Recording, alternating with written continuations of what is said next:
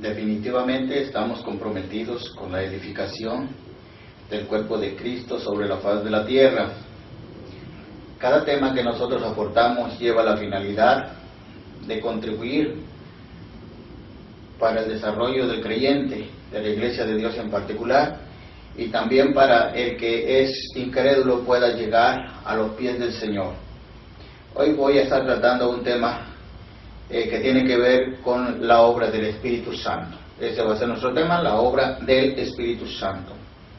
Para ello quiero que abramos nuestras Sagradas Escrituras en el Evangelio según San Juan, en el capítulo 16, versículos 7 al 13. El tema del Espíritu Santo es un tema muy necesario en este tiempo. Recuerden que estamos viviendo en tiempos de gran apostasía, donde muchas veces nosotros atribuimos obras que se efectúan dentro de la iglesia al Espíritu Santo, creyendo con toda sinceridad que es del Espíritu. Pero cuando nosotros analizamos la palabra de Dios, nos damos cuenta que estamos totalmente lejos, distanciados de esa verdad. Y hay veces que la verdadera obra del Espíritu Santo se está dejando fuera de la iglesia. Y este es otro de los grandes peligros de los que estamos viviendo. Hoy mi preocupación es grandemente porque tenemos que rendir cuentas de nuestro ministerio, de los dones, de los frutos, de los talentos y de todo lo que el Señor nos ha encomendado. Por eso es que vamos a ver un poco acerca de lo que es la obra del Espíritu Santo. Sin duda alguna, la Biblia aporta suficiente evidencia, pasajes completos que hablan acerca de la obra del Espíritu Santo. Y cuando estamos mencionando al Evangelio según San Juan, no quiere decir sola y exclusivamente que este es el único pasaje que habla sobre el Espíritu Santo. No, yo lo he escogido en esta ocasión porque creo que es fundamental. Hay muchos pasajes más que en su momento lo estaremos viendo. Por cuestiones de tiempo y espacio nos vemos a veces muy comprometidos a limitarnos en nuestra enseñanza, pero de aquí en adelante vamos a estar haciendo algunos espacios más para seguir edificándonos, preparándonos de tal manera que podamos llegar a ser efectivos o eficientes en nuestra vida cristiana. Acompáñame pues a leer lo que dice la palabra de Dios allí en el Evangelio según San Juan, en el capítulo 16, versículos 7 al 14. El 7. Pero yo os digo la verdad, os conviene que yo me vaya, porque si no me fuera el Consolador no vendría a vosotros, mas si me fuere os lo enviaré. Y cuando Él venga, convencerá al mundo de pecado, de justicia y de juicio. De pecado por cuanto no creen en mí, de justicia por cuanto voy al Padre y no me veréis más. Y de juicio por cuanto el príncipe de este mundo ha sido ya juzgado. Aún tengo muchas cosas que decirles, pero ahora no las podéis sobrellevar. Pero cuando venga el Espíritu de verdad, Él os guiará toda verdad, porque no hablará por su propia cuenta, sino que hablará todo lo que oyere, y os hará saber las cosas que habrán de venir. Él me glorificará, porque tomará de lo mío, y os lo hará saber. Este texto bíblico nos proporciona grandes, pero muy grandes lecciones, que tienen que ver con el Espíritu Santo y su obra. Bien, vamos a comenzar desglosando el texto y vamos a analizar lo que nos proporciona el versículo 7 en particular. Y quiero establecer algún bosquejo en esta ocasión y vamos a ver este punto número 1. Comenzamos con el 1, lógico, que corresponde al versículo 7. El punto número 1 habla algo muy importante. Jesús habla de la preparación para la venida del Espíritu Santo. Notemos bien que Jesús estaba dialogando con sus discípulos práctica y enfáticamente. Les estaba diciendo cómo esto debería ser. Él estaba diciendo que Jesús ya había terminado su labor de carácter física sobre la faz de la tierra. Estaba diciendo que eran los últimos días que Él estaba con sus discípulos. Y al parecer los discípulos, por la tristeza que sentían por el hecho de que su maestro físicamente se iba a ausentar, al parecer estaban presentando una indisponibilidad.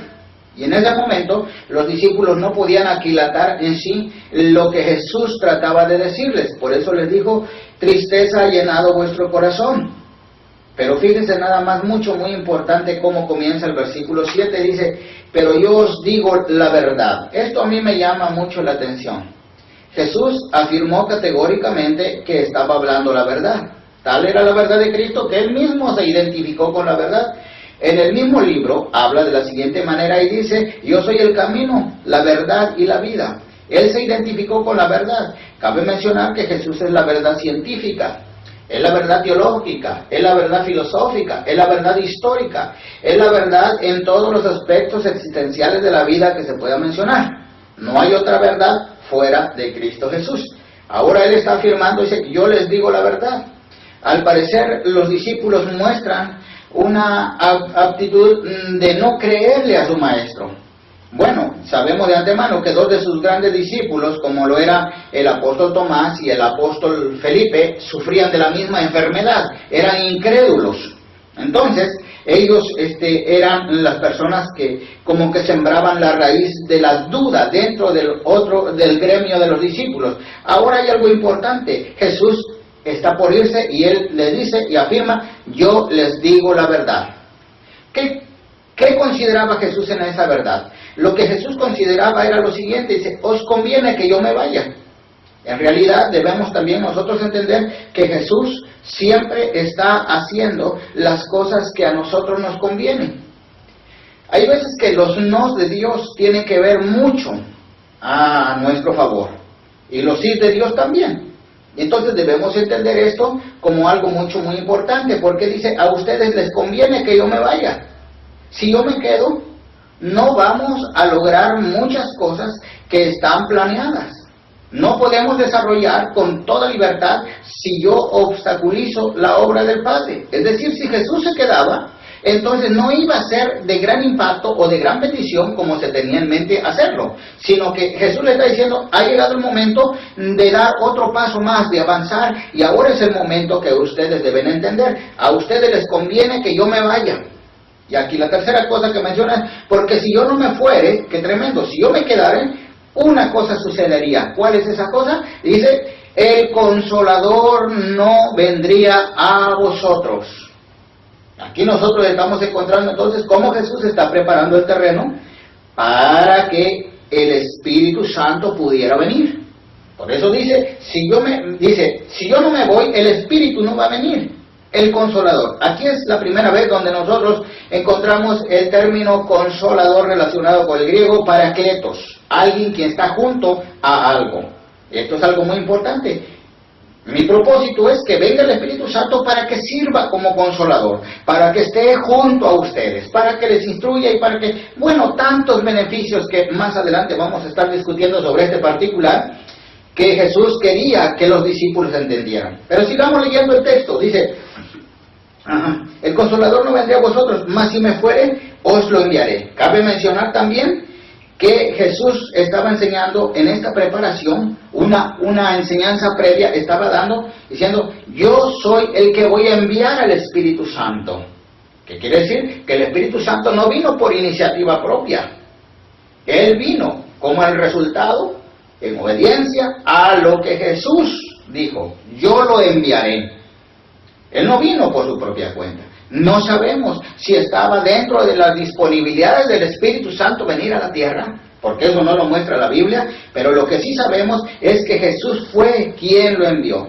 Este punto que hemos acabado de ver y de leer es la preparación, la previa preparación para la venida del Espíritu Santo. ¿Se basa en qué? En que Jesús dijo la verdad. Segundo, en que a nosotros nos conviene que Jesús se haya ido. Tercero, que si Jesús hubiera quedado, no hubiese sido posible la venida del Espíritu Santo. Y por último, que Él lo iba a enviar. Qué importante es esto.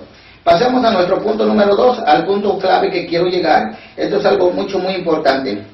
Desde el del versículo 8 al versículo 12, nosotros podemos entender algo muy importante. Versículo 8 al versículo 11 habla particularmente sobre la obra del Espíritu Santo en el mundo. Bien, queremos aclarar esto. El Espíritu Santo vino a la tierra, no vino para perder el tiempo. El Espíritu Santo no vino para hacer otros actos de su propia cuenta. El Espíritu Santo vino a la tierra y está en la tierra para desarrollar un proyecto predeterminado por el Padre, por el Hijo, en una coeternidad y consubstancialidad desde los días de la eternidad. Interesante.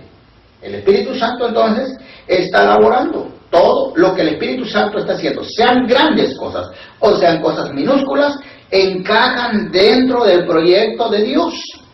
Nada de lo que el Espíritu Santo pueda hacer se puede presumir de que no esté dentro de la Biblia. No, todo lo que el Espíritu Santo haga debe figurar dentro de la Biblia, y esto lo vamos a ver paso a paso. Primero, de una manera ordenada o sistemática. Dice ahí, la obra del Espíritu Santo en el mundo. A lo menos aquí está haciendo algo muy importante que yo quiero mencionar según el versículo 9, el versículo 10 y el versículo 11. 3 cosas el Espíritu Santo hace en el mundo. Ah, claro. ¿Por qué? Porque déjame decirle que una es la cosa que el Espíritu Santo está haciendo en el mundo y otra es la cosa que está haciendo en la iglesia. No se debe generalizar. Porque si bien es cierto, yo quiero mencionar hoy que el Espíritu Santo es un ser ordenado plenamente. Él no trabaja en un desorden. Él no hace una cosa aquí, luego hace otra allá y así sucesivamente. No, el Espíritu hace todo bajo un orden estricto. Y vamos a analizar el versículo 8 del texto en cuestión.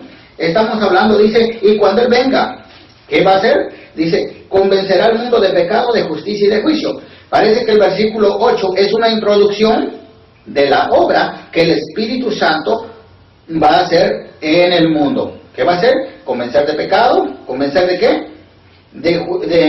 Convencer de juicio y de justicia. O de justicia y de juicio. 3 cosas importantes. Vamos a analizarlas una por una, en el nombre del Señor. La primera labor que nosotros encontramos que el Espíritu Santo hace en el mundo es la labor de convencimiento. Esto a nosotros nos debe de llenar de gozo y de alegría, y también de inteligencia, de conocimiento. Déjeme decirle por qué. Muchas veces hemos encontrado a creyentes frustrados por el hecho de decir, bueno, yo he estado hablando de Cristo a mi vecina, a mi vecino, y así sucesivamente. He estado yo tratando con aquel hombre, con aquella mujer, para que vuelvan a los caminos de Dios o que tengan su encuentro personal con Cristo, pero definitivamente son personas muy duras. Ahora bien, dicen no más. ¿Qué quiere decir esto? Esto quiere decir prácticamente que estos cristianos han entrado en un terreno que no les pertenece. ¿Cuál es ese terreno que no les pertenece?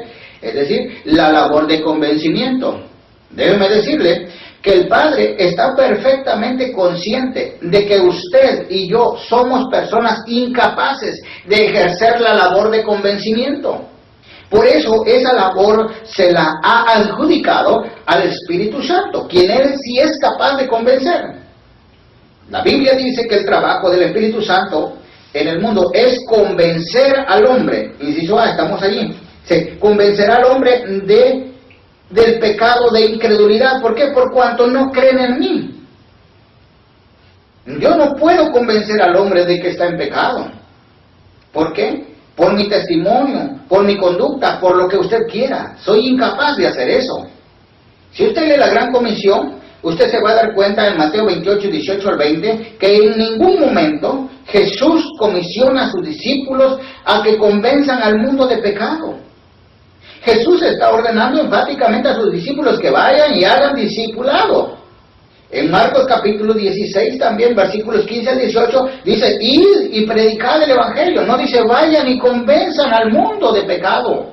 Está fuera de nuestro alcance.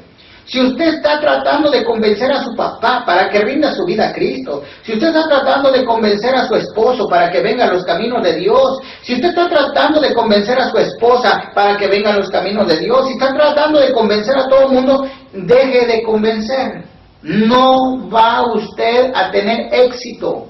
No se meta en el terreno que Dios no lo ha llamado. Deje que Dios haga su trabajo y usted concrétese a hacer el suyo.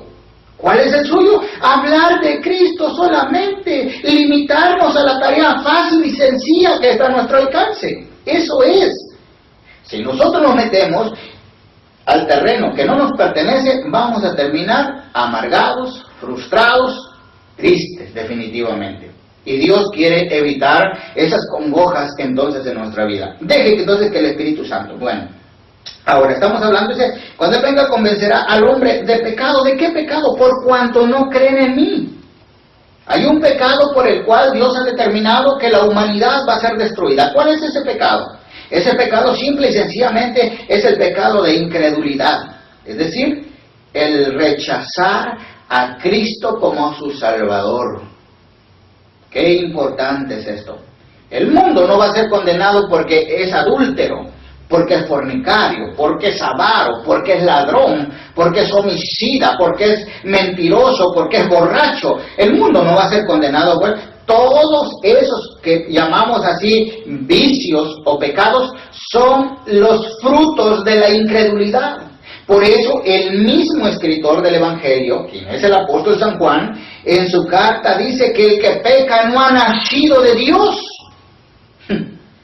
Usted puede decir, es que yo sigo pecando. Hay una sola respuesta, usted no está en Dios. Porque dice el apóstol Santiago, una fuente no puede producir dos clases de agua, amarga y dulce a la vez. Tiene que definirse. Si usted es una persona que ha tenido su encuentro personal con Cristo, por regla general tiene que dar evidencia de que usted ya no es incrédulo. Ahora bien, ¿por qué? Porque aquí Jesucristo está estableciendo un patrón de conducta. Dice que nos vamos a comportar dependiendo de lo que nosotros creemos. Si nosotros creemos en Cristo, dice el apóstol Pablo, hemos muerto al pecado. ¿Cómo es posible que podemos seguir viviendo así? Si somos pecadores, y entonces estamos bajo la ley del pecado, somos esclavos del pecado, pero si ya estamos en Cristo, hemos sido libertados de esa esclavitud. En Gálatas 5:1 dice, estad pues firmes en la libertad con que Cristo nos hizo libres, y no estéis otra vez sujetos al yugo de esclavitud. El pecado es un yugo de esclavitud, y sobre todo cuando se trata de la incredulidad. Note bien esto. Esto es algo que usted siempre debe estar cultivando. Entonces, el Espíritu Santo vino a decirle al hombre que va a ser condenado porque está en un estado de incredulidad. Por eso Jesús exhorta al apóstol Santo Tomás y al apóstol Felipe y dice, no seas incrédulo, sé creyente. Dios nos exhorta a que seamos creyentes. Lamentablemente, muchas de nuestras iglesias tenemos todavía gente incrédula, que profesa ser cristiana, pero que definitivamente con sus hechos la niega. Pero ahora bien, lo que el Espíritu Santo está diciendo, que Él tiene un trabajo con usted, es convencerle de que usted es un pecador. Usted puede decir, bueno, yo no robo, no mato, no fumo, no esto, no lo otro. Y yo le puedo decir algo muy importante. Usted es una persona de principios morales intachables. Pero esto en nada tiene que ver con la naturaleza que usted tiene dentro de su vida misma. Usted tiene una naturaleza como todo el resto de los seres humanos tenemos. ¿Cuál es esa naturaleza? La naturaleza pecaminosa. Usted tiene que aprender a reconocer, como dijo el salmista David en el Salmo número 51, en pecado he sido formado y en pecado me concibió mi madre. Esto es interesante. El hecho que usted sea una persona de principios morales intachables no significa que sea salvo o que tenga vida eterna. Porque dice, Dios todo lo encerró bajo pecado y queda establecido para el hombre que muera una sola vez y después de esto el juicio. Sea usted el peor de los pecadores del mundo o sea una persona de principios morales intachables, si Cristo no está en su vida, es el mismo destino o fin que tendrá. Por eso el Espíritu Santo está hablando en esta hora, le está hablando a su vida, le está haciendo recordar que es necesario que usted se despoje de la incredulidad y se entregue por completo a Cristo Jesús para que pueda gozar del título o tener la autoridad de ser llamado Hijo de Dios. Qué interesante. ¿Es usted hijo de Dios? ¿O presume serlo? ¿Tiene fe que lo es? ¿O es atrevido? Yo le recomiendo que analice la palabra de Dios para que se pueda usted dar cuenta a cuál de los dos grupos pertenece, si a los de los hijos o si pertenece al de los incrédulos. Bien, pasemos a la otra labor del Espíritu Santo en el mundo. En el inciso B, y el versículo precisamente 10 dice, convencer al hombre de que la justicia de Dios está a su alcance. Algo importante. No solamente vino a decirle, tú eres un pecador, ya estás perdido. No, también vino a decirle, mira, si tú quieres volverte a Dios, hay justicia, hay justificación. Dios te puede justificar. Esto es interesante. Está a tu alcance. Quiero decirle algo importante. En ningún momento el Espíritu Santo lo va a obligar a usted a que vaya a los pies de Jesús. Es un acto voluntario. Dios no está obligándote para que vayas a su cielo. Dios tampoco te está obligando para que vayas al infierno. La opción está en ti. La justicia de Dios está a tu alcance. Jesucristo vino. ¿A qué vino Jesús? Vino precisamente a hacer posibles todas las cosas. En Lucas 1:17 dice, porque no hay nada imposible para Dios. Lo que era imposible para los hombres, para Dios se ha convertido lo más posible y lo ha puesto a nuestra disponibilidad. Nadie sobre la faz de la tierra te puede dar un crédito de que tú seas la persona más justa. Solamente la justicia de Dios se obtiene mediante el sacrificio de Cristo.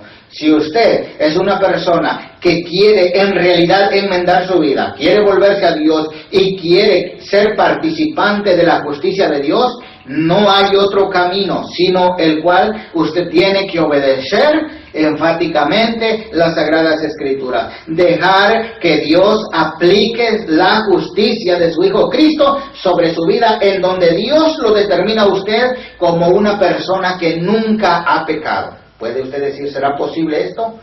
Todo lo es posible. Dice el escritor del libro de los Hebreos que Él presentó un solo sacrificio, único, para siempre, perfecto.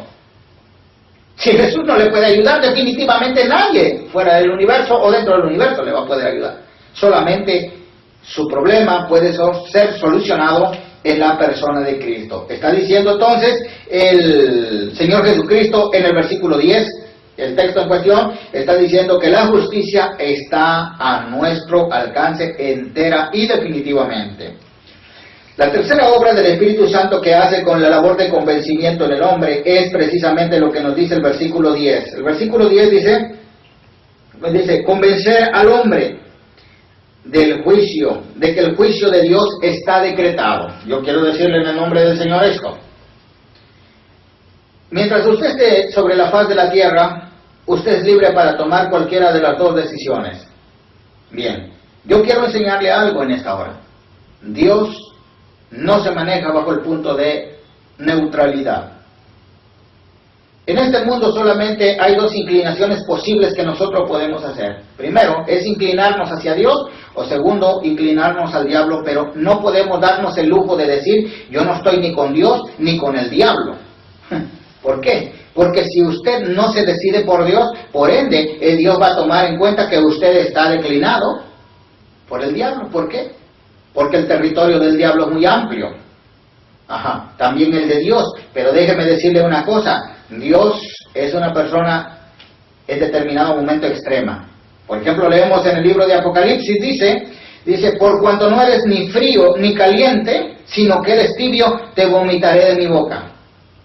No hay nada nauseabundo sobre la faz de la tierra que el agua tibia. Y esto produce náuseas. Y una persona cuando no se decide ni por Dios ni por el diablo, es lo que provoca náuseas. Usted debe estar definido. Usted puede decir, es que yo he leído toda la Biblia, yo conozco la Biblia, yo fui estudiante de instituto bíblico, de seminario, tengo una licenciatura, tengo una maestría o varios títulos de doctorado. Eso de nada le sirve si usted está en una indecisión. Usted tiene que definirse. No puede estar jugando a la iglesita, no puede estarle jugando al vivo con Dios. ¿Quién jugó con Dios y le fue bien? Déjeme decirle esto, el juicio está decretado. La Biblia dice, por cuanto el príncipe de este mundo ha sido ya juzgado. ¿Quién es el príncipe de este mundo? Definitivamente Satanás, el enemigo de nuestras almas. Él está interesado en usted. ¿Y para qué? ¿Para bien? No, para mal, para llevárselo al infierno, torturarle toda una eternidad.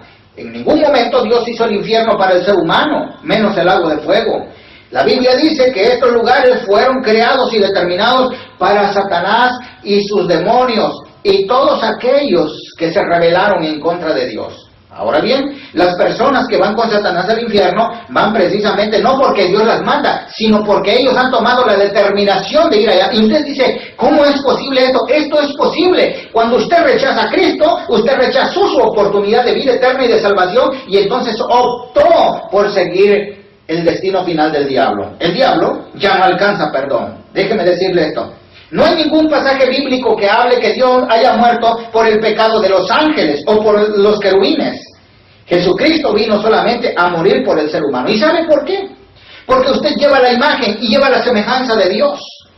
Por eso se aplica el término redimir, que quiere decir volver a comprar. Usted por derecho es de Dios, pero Dios respetó su libre albedrío. Ahora Él viene, muere por usted. Ese es el precio que Él paga para salvarle. Por eso dice que hizo un solo sacrificio una vez y para siempre. Qué interesante. Bien, quiero seguir ahondando en este particular porque es muy importante que le quede bien claro. Mire lo que dice, fíjense, por cuanto el príncipe de este mundo ha sido ya juzgado. ¿Qué quiere decir? Que sobre la faz de la tierra usted tiene la oportunidad de aceptar o de rechazar definitivamente. Después de muerto, nada se puede hacer por usted. Tremenda situación. Yo quiero decirle esto en el nombre del Señor. Si usted no aprovecha el tiempo, si usted desaprovecha esta oportunidad, está desaprovechando una oportunidad importante de su vida. Alguien dijo, cuando yo esté en la presencia de Dios, ahí se va a ver dónde mi Padre Dios me quiera poner. No se trata de eso. Dios te quiere poner en el cielo, pero si tú no quieres estar en el cielo, Dios no te va a obligar. Interesante, ¿verdad? Ahora bien, sigamos en el nombre del Señor. La obra del Espíritu Santo entonces en el mundo consta de tres cosas. Convencer al hombre de pecado. ¿Cuál es el pecado? De incredulidad. Número 2, convencer al hombre de ¿qué? De justicia. Decirle al hombre que está al alcance de su justicia. La justicia de Dios está al alcance de él, si él desea así. Y tercero, porque el príncipe de este mundo ha sido ya juzgado. No hay perdón, dijimos, para Satanás. No hay perdón. Y todo aquel que muere sin Cristo, sin Dios y sin esperanza, nada se podrá hacer en la eternidad. Bien, pasemos al punto número 2. Estamos hablando ahora del versículo 12. El versículo 12 es algo muy importante. Dice, aún tengo muchas cosas que decirles o deciros, pero aún no podéis sobrellevar. Aún no los podréis sobrellevar. Qué interesante. El versículo 12 nos habla Jesús aquí, dice, Jesús deja un espacio para el desarrollo de la obra del Espíritu Santo. Qué importante es esto. Cuando Jesús estaba dando esta cátedra a sus discípulos, concerniente al programa que el Espíritu Santo iba a desarrollar sobre la tierra, pasó algo muy importante. Los discípulos, por estar entristecidos por el cual dijimos que su maestro se iba al cielo, no podían captar todo lo que Jesús dijo. Entonces Jesús notó esta situación. Y Jesús dijo, tengo muchas cosas que decirles. Note usted, ¿qué tantas cosas? Jesús tomó la determinación de no decirle por la falta de disponibilidad de sus discípulos. ¿Cuántas cosas o cuántas oportunidades nosotros hemos dejado pasar en el cual Jesús nos ha querido enseñar? Y lo hemos dejado por el simple hecho de que hemos puesto una indiferencia depravada. Nos hemos comportado como indiferentes, como que si nada pasara. Esto es algo que se está tomando en cuenta. Jesús le dijo, tengo muchas cosas que decirles, pero en este se los digo, no son capaces de entenderlas, menos de obedecerlas. Entonces Él deja un espacio para que cuando el Espíritu Santo venga, Él comience a trabajar de esta manera. Comienza otra vez a revelarnos. Por eso el versículo 14 dice, Él tomará de lo mío y lo hará saber. Esto lo vamos a explicar más adelante, pero ahora en lo que concierne es esto. Cuando se dijo esto, note bien, todavía el Nuevo Testamento no existía. La Biblia que usaron Jesús y todos los apóstoles o sus discípulos fueron el Antiguo Testamento. constaba de 3 grandes divisiones, que era la ley, Génesis, Éxodo, Levítico, Números y Deuteronomio, y los profetas, desde Josué hasta Malaquías, exceptuando el libro de los Salmos. El libro de los Salmos constituye el himnario de los judíos. Bien, estas 3 grandes divisiones constituían el Antiguo Testamento y la Biblia para los apóstoles. Entonces, no se contaba con los 27 libros del Nuevo Testamento. Ahora, cuando el Espíritu Santo vino, lo primero que el Espíritu Santo comenzó a hacer precisamente con la vida de los apóstoles fue inspirarlos para que escribieran y registraran 3 cosas importantes. Primero, toda la manifestación del Hijo de Dios, que son los evangelios, y segundo, que registraran también la proclamación de la obra de redención, que es el libro de los Hechos, y luego la explicación de esa obra redentora que estamos hablando de las epístolas, y que también Juan contribuyó grandemente para poner la coronación, cerrar el canon bíblico con el libro de Apocalipsis. No necesitamos más libros, no tenemos necesidad, nuestra Biblia está total y enteramente completa. Bien, ahora, este es un trabajo grande que el Espíritu Santo, inspirar y librar de errores. Usted puede decir, pero es que la Biblia contiene muchos errores. Y déjeme decirle que la Biblia es un libro sin errores. Estoy hablando de la Biblia, no estoy hablando de versiones. Puede que sí tengamos problemas de redacción, tengamos problemas gramáticos, pero problemas de contenido no. ¿Por qué? Porque la palabra de Dios es perfecta, de inspiración verbal y plenaria. Ahora bien, por eso la Biblia se constituye, escuche bien, en el libro en el cual el Espíritu Santo usa para desarrollarse tanto en el mundo como dentro de la iglesia. Bien, pasemos rápidamente entonces al punto número 4, que esto es algo interesante, que narra desde el versículo 13 al versículo 14. Y aquí data la obra del Espíritu Santo en la iglesia. Sí. Una cosa es lo que el Espíritu Santo hace en el mundo, dijimos. Ahora vamos a ver lo que el Espíritu Santo hace en la iglesia. Esa es la otra cosa. Aquí a lo menos yo encuentro en este pasaje 4 cosas. Y no quiere decir, vuelvo a repetir, que esta obra del Espíritu Santo se limite única y exclusivamente a este pasaje. No, porque existen muchos pasajes que nos van revelando más y más de la obra grandiosa que el Espíritu Santo está haciendo en todo el mundo. Pero ahora nosotros estamos estudiando nada más esto. Y encontramos precisamente en el versículo 13, encontramos a lo menos 3 grandes obras importantes que el Espíritu Santo hace. Dice, pero cuando venga el Espíritu de verdad, Él os guiará a toda verdad. La primera cosa que el Espíritu Santo hace a la iglesia es guiarla a la verdad. No hay otro más interesado que el Espíritu Santo para con la iglesia de guiar a toda la verdad. ¿Cómo lo hace el Espíritu Santo? El Espíritu Santo lo hace levantando a hombres y dándoles ministerios. Lo hace también capacitando a la iglesia con sus dones. Lo hace con el cristiano y capacitándole con su fruto. Y ese fruto tiene varias manifestaciones, a lo menos 9 manifestaciones, según Gálatas capítulo 5, versículos 22 y 23. Más el fruto del Espíritu es gozo. Note bien, dice fruto, no dice frutos. En singular, fruto del Espíritu es amor, gozo, paz, benignidad, bondad, fe, mansedumbre, templanza, y contra tales cosas no hay ley. Quiero decirle entonces en el nombre del Señor que el Espíritu Santo, tanto con el fruto, con los dones, con los ministerios, con los talentos, está guiando a la iglesia a toda verdad. Ese es un trabajo único y exclusivo que tiene el Espíritu Santo, guiar a la iglesia hacia la verdad. Qué interesante es esto. Ahora bien, pasemos al trabajo número 2 o a la obra número 2. Estamos en el versículo 13, donde estamos leyendo, dice, porque no hablará por su propia cuenta, sino que hablará todo lo que oyere del Padre. ¿Qué quiere decir? Enseñar a la iglesia lo dicho por el Padre. Aunque sea de la Trinidad o Triunidad, como le querramos llamar. Y déjeme decirle algo importante, muy importante. No tiene autorización el Espíritu Santo de hablar algo por sí mismo. La Biblia lo está estableciendo, que Él todo lo que diga, lo va a hacer en base a lo que Él ha oído del Padre. Esto nos establece un principio. Todo lo que el Espíritu Santo haga, figura dentro de la Biblia. ¿Se ha puesto usted a pensar ¿Cuántas cosas de lo que nuestras iglesias están practicando es en realidad lo del Espíritu Santo? ¿O es lo de la carne?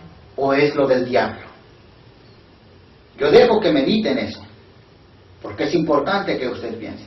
Ahora vamos a aplicarlo de manera individual. ¿Qué tanto de lo que yo estoy haciendo es del Espíritu? ¿Y qué tanto es de lo mío? Note bien, nosotros no tenemos autoridad.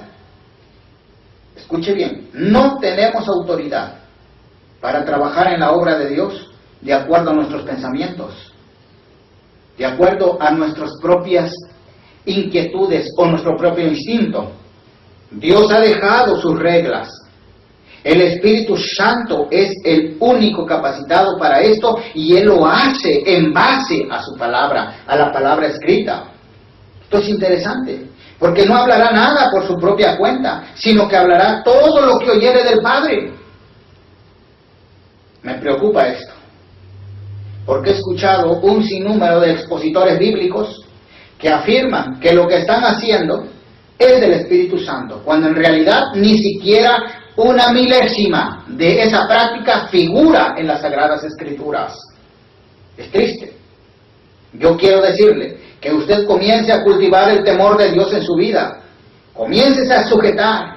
Fíjese nada más, comiéncese a sujetar. Hay un principio que no tengo la cita ahorita precisamente, pero dice, mas esto hemos escrito, está en 1 Corintios, mas esto hemos escrito, ¿sí?, de manera para que nadie piense más allá de lo que está escrito. Si a veces se nos ha limitado para no pensar más allá de lo que está escrito, ¿cuánto más se nos ha limitado para no hacer más allá de lo que está escrito?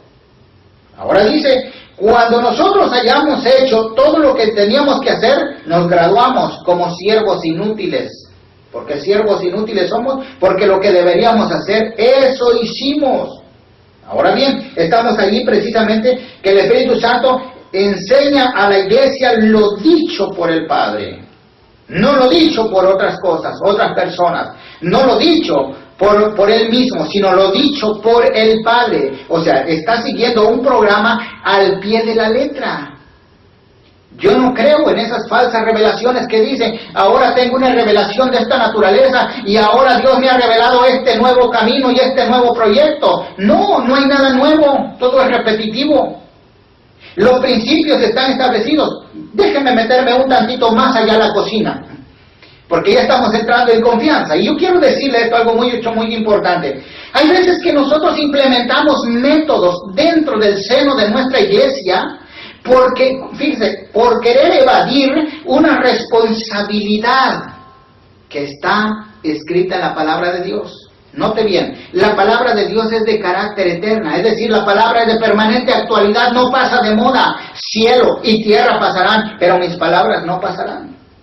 Ahora bien, todo lo que usted trate de implementar en la iglesia debe figurar dentro de la Biblia. Usted puede decir, hermano David Hernández, lo que pasa es que usted es un bibliólatra, póngale el título que quiera, pero yo tengo evidencia para probar lo que hoy estoy haciendo. Y me da mucha tristeza y me da mucha lástima que a veces nosotros queremos manejar nuestras iglesias o nuestras congregaciones como si fuera un negocio propio, como si fuera una empresa de carácter particular, olvidándonos que somos administradores de los bienes de Dios y que un día tenemos que dar cuenta por nuestra ministración o administración también de ella. Ahora esto es algo tremendo y muy serio. No se trata de cómo yo voy a hacer las cosas, se trata de cómo Dios quiere que yo haga las cosas dentro de su iglesia. Esto es interesante. El Espíritu Santo, siendo Dios, se está sujetando al Padre para hacer lo que el Padre le dijo exactamente que hiciera. El apóstol Pablo también, por ejemplo, dice que quisimos ir allá, pero el Espíritu Santo nos prohibió. ¿Por qué les prohibió? El Espíritu Santo tenía sus razones para hacerlo. ¿Qué quiere decir esto? Si el Espíritu Santo le prohibió a Pablo fue un tremendo ministerio, que hoy, en este tiempo, no conozco a ningún ministerio que le llegue ni siquiera a los talones al apóstol Pablo. Y fíjese nada más que tremendo. No le llegan ni a los talones al apóstol Pablo, y el apóstol Pablo dijo, yo soy catalogado como un abortivo porque no soy ni digno de ser llamado apóstol. ¿Cuántos apóstoles tenemos en este tiempo? Títulos que en realidad les queda muy grande. Ahora déjenme decirles esto, algo muy importante. Yo estoy exhortando en el nombre del Señor porque quiero que usted se afiance de una manera correcta. No estoy diciendo que no existan apóstoles. Yo conozco a algunos de ellos y que Dios los bendiga por ser tan hombres dignos de Dios. Pero en lo que concierne, si usted está usando un título que a usted no le pertenece, mejor quédese callado y hace mejor. Ahora bien, sigamos esto en el nombre del Señor. ¿Por qué? Porque el Espíritu Santo, estamos diciendo, que no habla por sí mismo. Él habla siguiendo un proyecto. Él está realizando un trabajo prescrito desde antes de la fundación del mundo. Qué interesante es esto. Ahora bien, la tercera labor que el Espíritu Santo hace dentro de la iglesia es revelar los acontecimientos futuros. Yo quisiera decir algo muy importante. El creyente no tiene necesidad de consultar al zodiaco. El creyente no tiene necesidad de consultar a un adivino, a un hechicero, sortílego, agorero, brujo o encantador. No tiene, escuche bien, la libertad para hacerlo. No es recomendable que lo haga. Es una práctica abominable delante de Dios. Ahora, quiero decirle esto porque el creyente cuenta con la estadía del Espíritu Santo, quien le muestra lo que va a venir a su vida y de manera clara y precisa, y no le cobra ni un peso. Hay veces que encontramos a personas que acuden a esos centros espirituistas, acuden a los centros ocultistas para saber su destino y su futuro. La Biblia te lo enseña con toda claridad y precisión. Y también le dice el destino que tendrán aquellos adivinos si no se arrepienten. Pero ahora bien, déjeme decirle en el nombre del Señor algo importante. Sí, quiero decirle en el nombre del Señor esto. Fíjese, revelar los acontecimientos futuros es una de las obras del Espíritu Santo dentro de la iglesia. Por eso ha capacitado a los miembros de la iglesia con ciertos dones. Por eso tenemos el don de profecía, por eso tenemos discernimiento de espíritu, por eso tenemos palabra de ciencia, por eso tenemos palabra de conocimiento, por eso Dios nos ha provisto con esos dones, porque Dios no quiere que nosotros vivamos en una incertidumbre, sino en una seguridad, y para eso está el Espíritu Santo. Tú puedes decir, pero ¿cómo es esto? Sí, porque nosotros creemos en la actividad de los dones. Y porque creemos que el Espíritu Santo es Dios y es eterno, y también sus obras lo son dentro de la iglesia. Usted me puede decir, pero es que eso nada más fue para la era apostólica. No, está equivocado. Déjeme decirle que la iglesia ahorita, en este tiempo, no está capacitada para recibir a Cristo Jesús. La iglesia dice que va a ser levantada cuando no falte nada en ningún don. Y ahorita, escuche bien, ¿cómo están nuestras iglesias? Nuestras iglesias están llenas de carnalidad, están llenas de pecado. Hay ministros de parte de Dios que aprueban el pecado, que fomentan el pecado, que se asocian con el diablo, presumen estar trabajando para Dios, pero que en realidad no están trabajando ni para ellos, están trabajando para el diablo, y que Dios los guarde. A mí me molesta esa actitud. ¿Por qué? Porque si para algo Dios nos ha levantado es para gloria suya. Y esta es la otra parte que el Espíritu Santo hace en la iglesia. Dice el versículo 14, Él me glorificará. Qué tremendo, fíjese. Él me glorificará porque tomará de lo mío y os hará saber. Dios te ha levantado como ministerio, para que glorifiques el nombre de tu Señor, no para que te exaltes tú. Está muy cruel lo que digo, pero esta es una verdad.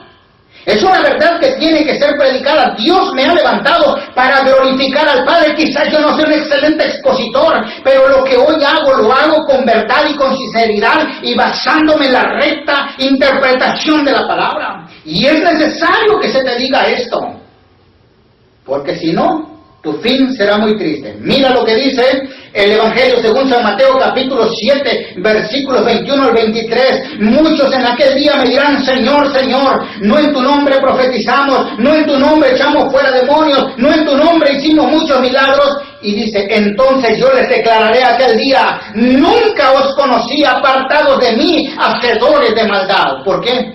Porque te preocupaste por ti y no te preocupaste por la obra del Señor, porque marcaste diferencia en tu iglesia, porque al que te aportaba económicamente suficientemente, lo palmeabas, lo abrazabas, y al que no tenía quizás para comer y no te daba nada, lo hacías a un lado, marcando diferencia, como que si el rebaño fuera tuyo. Perdóname, esto es de Dios.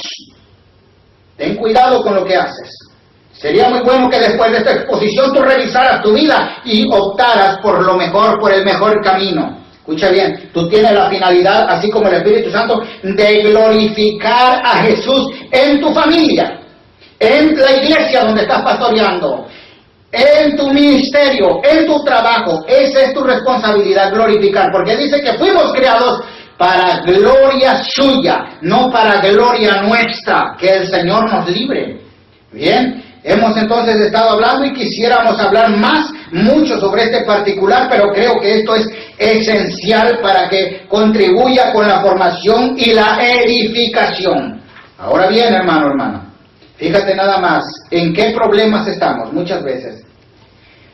Que Dios tenga misericordia de nosotros. Yo quiero recapitular de lo que hoy hemos hablado. Hemos hablado a lo menos de 4 puntos importantes. Número 1, hemos hablado precisamente del versículo 7, que nos habla de la preparación para la venida del Espíritu Santo. Jesús preparó el terreno para que pudiera venir el Espíritu Santo. Número 2, del versículo 8 al versículo 11, ahí se registra la obra del Espíritu Santo en el mundo. Bien, que son 3 cosas que se registran ahí. ¿Cuáles son? Convencer al hombre de pecado, el pecado de incredulidad. B, convencer al hombre de que la justicia está a su alcance si él así lo desea. Y C, de convencer al hombre de que el juicio de Dios está decretado para él, pero se puede librar mientras esté en esta vida. Punto número 3, dice, Jesús deja un espacio para el desarrollo de la obra del Espíritu Santo en este mundo. Número 4, la obra del Espíritu Santo en la iglesia. Esto lo registro el versículo 13, el versículo 14. Hermanos, amados, me ha dado mucho gusto el poder compartir con ustedes esta palabra y contribuir, escuche bien, con la obra del Señor. Bien, quiero dejar brevemente aquí algunas preguntas que nos han hecho y que han pedido que pues las respondamos en el nombre del Señor, y voy a leer la primera. Dice, preguntas, número 1. ¿Cómo saber si una manifestación en una iglesia es realmente del Espíritu Santo? Yo creo que ya lo hemos contestado, ¿verdad? Bueno, yo voy a saber si lo que se está efectuando dentro de mi iglesia es del Espíritu o no es del Espíritu, si figura o no figura dentro de la Biblia. Bien, ¿qué quiere decir esto? Si la práctica que en tu iglesia están haciendo o que tú estás practicando, si figura dentro de las Sagradas Escrituras, es del Espíritu Santo, es de Dios, en otras palabras. Si no, déjalo de hacer. Usted puede decir, no, es que yo me siento muy contento y muy a gusto con lo que estoy haciendo. Sí, puede que traiga satisfacción a su vida, pero si no está aquí, no es de Dios, déjelo de hacer, porque probablemente no esté trabajando para Dios, sino esté trabajando para el enemigo, el contrario. Pregunta número 2. Si uno rechaza alguna... Vamos a ver bien. Si uno rechaza alguna práctica dentro de la iglesia, ¿es posible que esté rechazando al Espíritu Santo?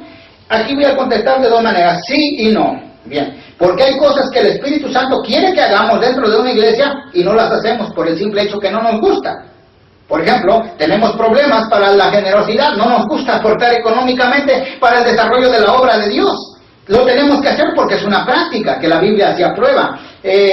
Otra práctica que se haga en la iglesia es la oración. Hay personas que dicen, no me gusta que se ore mucho en una iglesia. Se debe orar. ¿Por qué? Porque es una práctica del Espíritu Santo. Pero sin embargo, me gusta gritar, me gusta silbar, me gusta brincar, pero no me gusta sujetarme. Ahí tenemos otro problema. Entonces, puede que sí y puede que no. Vuelvo a repetir. Lógico es que usted tiene que ir a la palabra para verificar si eso es de Dios o no es de Dios. La Biblia es clara y sencilla y le puede explicar con toda claridad. Aquí hay otra pregunta, la pregunta número 13. ¿Qué hay con las famosas bienvenidas a la Trinidad? Bueno, sin duda alguna hemos escuchado en algunos de nuestros servicios donde dice, yo creo que se refiere a esto, ¿verdad? Le damos la bienvenida al Padre, le damos la bienvenida al Hijo y le damos la bienvenida al Espíritu Santo, y todo el pueblo dice amén. Oiga, ¿de qué bienvenida está hablando?